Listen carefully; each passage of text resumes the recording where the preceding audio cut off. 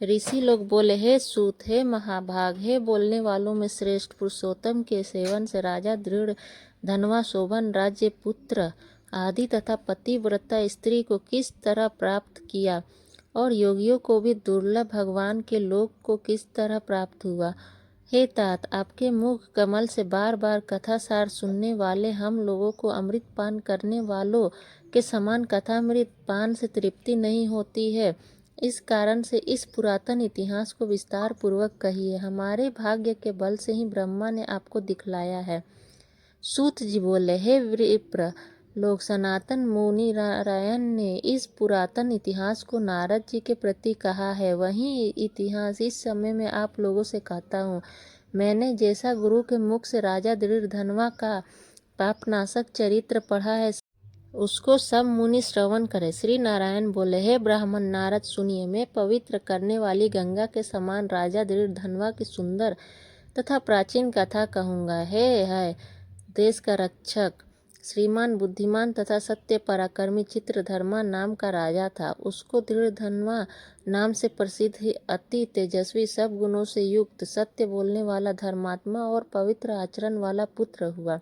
कान तक लंबे नेत्र वाला, चौड़ी छाती वाला, बड़ी भुजाओं वाला, महातेजस्वी वह राजा दृढ़ धनवा प्रशस्त गुण समूहों के साथ साथ बढ़ता गया। वह चतुर राजा दृढ़ धनवा प्रसन्नता के साथ गुरु के मुख से एक बार कहने मात्र से पूर्व में पढ़े हुए के समान व्याकरण आदि 6 अंगों के साथ 4 वेदों का अध्ययन कर गुरु को दक्षिणा देकर और विधि पूर्वक उनकी पूजा कर विद्वान राजा गुरु की आज्ञा से पिता चित्रधर्मा के पूर्व हो गया। आप अपने नगर में वास करने वाले प्रजा वर्ग के क्षेत्रों को आनंदित करता हुआ जिस पुत्र को देखकर राजा चित्रधर्मा भी अत्यंत हर्ष हो प्राप्त हुए, पुत्र जवान, संपूर्ण धर्म को जानने वाले हुआ और प्रजापालन में समर्थ हो, इससे बढ़कर सार शून्य इस संसार में और क्या है, अर्थात कुछ नहीं है। अब मैं 2 भुजा वाले मुरली को धारण करने वाले, प्रसन्न मुख वाले, शांत तथा भक्तों को अभय देने वाले श्री कृष्ण की आराधना करता हूँ। जिस तरह ध्रुव, अम्बरीश, शरधाती, ययति प्रमुख राजा और शिवी, रंतिदेव, शशबिंदु, भागीरथ, भीष्म, विदुर, दुष्यंत और भरत, पृथु, उत्तानपाद, प्रहलाद, विभीषण, ये सब राजा तथा और अन्य राजा लोग भी अनेकों लोगों को त्याग कर इस अनित्य शरीर से पुरुषोत्तम भगवान का आराधन कर नित्य विष्णु पद को चले गए। उसी तरह स्त्री, मकान, पुत्र आदि में स्नेह में बंधन को तोड़कर वन में जाकर हरि का सेवन करना हमारा भी कर्तव्य है। ऐसा मन में निश्चय कर समर्थ राजा दृढ़ धनवा को राज्य का भार देकर स्वयं विरक्त हो शीघ्र पुला ऋषि के आश्रम को चला गया। वहां जाकर संपूर्ण कामनाओं से निष्प्रिय हो भोजन त्याग कर हर समय मन से श्री कृष्ण चंद्र का स्मरण करता हुआ तप करने लगा। कुछ समय तक तप करके वह राजा चित्रवर्मा हरि भगवान के परम धाम को चला गया। राजा दृढ़ धनवा ने भी अपने पिता की वैष्णवी गति को सुना। उस समय पिता के परम धाम गमन से हर्ष और वियोग होने से शोक युक्त राजा दृढ़धनवा पितृ भक्ति से विद्वानों के वचन में स्थित होकर परलौकिक क्रिया को करने लगा। नीति शास्त्र में विशारद राजा दृढ़धनवा अत्यंत शोभित, पवित्र, पुष्कार वर्तक नगर में राज्य करने लगा।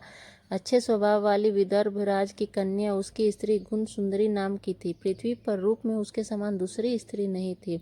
उस गुण सुंदरी ने सुंदर चतुर आचरण वाले 4 पुत्रों को जन्म दिया और संपूर्ण लक्षणों से युक्त चारुमती नामक कन्या को उत्पन्न किया। चित्रवा, मणिमान और चित्रकुंडल नामक वाले वे सब बड़े मानी शूर अपने अपने नाम से पृथक विख्यात होने लगे। राजा दृढ़धनवा सर्वगुणी, प्रसिद्ध, शांत, दांत, रूपवान, गुणवान, श्रीमान, स्वभाव से सुंदर, 4 वेद और व्याकरण आदि 6 अंगों को जानने वाला, वाग्मी, धनुर्विद्या में निपुण, शत्रु समुदाय का नाश करने वाला, क्षमा में पृथ्वी के समान, गंभीरता में समुद्र के समान, समता में पितामह के समान, प्रसन्नता में शंकर के समान, एक पत्नी व्रत को करने वाले दूसरे रामचंद्र के समान, अत्यंत उग्र पराक्रमीशाली दूसरे कृतवीर के समान। नारायण बोले, एक समय रात्रि में शयन किए हुए उस राजा दृढ़ धनवा को चिंता हुई कि अहो, यह वैभव किस महान पुण्य के कारण हमें प्राप्त हुआ है। न तो मैंने तप किया, न तो दान किया, न तो कहीं पर कुछ हवन ही किया। मैं इस भाग्योदय का कारण किससे पूछूं। इस प्रकार चिंता करते ही राजा दृढ़ धनवा की रात्रि बीत गई। प्रातः काल ब्रह्म मुहूर्त में उठकर विधि पूर्वक स्नान कर उदय को प्राप्त सूर्य नारायण का उपस्थान कर भगवान की कला की पूजा कर अर्थात देव मंदिरों में जाकर देवता का पूजन कर ब्राह्मणों को दान देकर तथा नमस्कार करके घोड़े पर सवार हो गया। उसके बाद शिकार खेलने की इच्छा से शीघ्र वन को गया।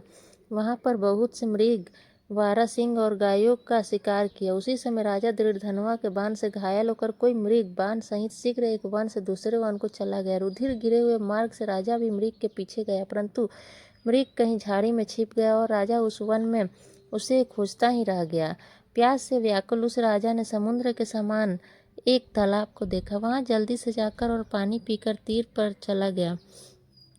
वहां घनी छाया वाले एक विशाल वट वृक्ष को देखा। उस वृक्ष की जटा में घोड़ों को बांधकर राजा वहीं बैठ गया। उसी समय वहां पर कोई एक परम सुंदर सुग्गा राजा को मोहित करने वाली तुलना रहित मनुष्य वाणी को बोलता हुआ आया। केवल राजा को बैठे देख उसको संबोधित करता हुआ एक ही श्लोक को बार बार पढ़ने लगा कि इस पृथ्वी पर विद्यमान अतुल सुख को देखकर तू तत्व का चिंता नहीं करता है तो इस संसार के पार को कैसे जाएगा। बार बार इस श्लोक को राजा दृढ़धनवा के सामने पढ़ना लगा। राजा उसके वचन को सुनकर प्रसन्न हुआ और उस पर मोहित हो गया कि इस सुख पंछी ने दुख से जानने योग्य सार वाले हुए नारियल फल के समान अगमय एक ही श्लोक को बार बार पढ़ते हुए क्या कहा। क्या यह कृष्ण देवपायन के श्रेष्ठ पुत्र सुखदेव तो नहीं, जो श्री कृष्ण चंद्र के सेवक मुझको मूढ़ और संसार सागर में डूबा हुआ देखकर राजा परीक्षित के समान कृपा कर उद्धार करने की इच्छा से मेरे पास आए हैं। इस तरह चिंता करते हुए राजा दृढ़धनवा की सेना समीप आ गए।